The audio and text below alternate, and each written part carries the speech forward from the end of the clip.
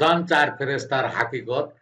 আর এই প্রথমে আমরা বলবো যে জিব্রাইল ফেরেশতার হাকিকত হলো মানুষের মুখের কথা বা ইঙ্গিত।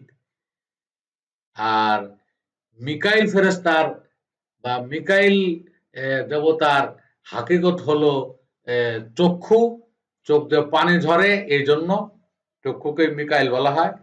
আর ইসরাফিল ফেরেশতার হাকিকত হলো যেহেতু সিংহাওয়ালা ফেরেশতা, বাঁশিওয়ালা ফেরেশতা, তাই হাকিকত হলো নাক।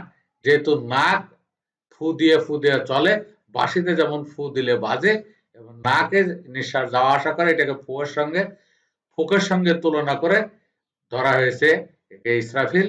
ইসরাফিল শব্দের ইসরাফিল দেবতার হাকিকত হলো নাসিকা। আর আজরাইল ফেরেশতার হাকিকত বা আজরাইল দেবতার হাকিকত, আমার আজরাইলের স্বরূপ উদ্ঘাটন, এই ধরনের আরো কয়েকটা বক্তব্য আমার আছে। সেখানে দেখবেন যে আজরাইলকে বড় একটা আঙ্গিকে বর্ণনা করা হয়েছে। আজরাইলের অবস্থান কমপক্ষে 4টি। এক দলের মতে আজরাইলের অবস্থান পিঠে, আরেক দলের মতে আজরাইলের অবস্থান কানে, আর আরেক দলের মতে ইসলামী দর্শন মতে, ইসলামী পৌরাণিক দর্শন মতে বা আরাবিয়ান পৌরাণিক দর্শন মতে আজরাইলের অবস্থান মুখে এবং যৌনাঙ্গে।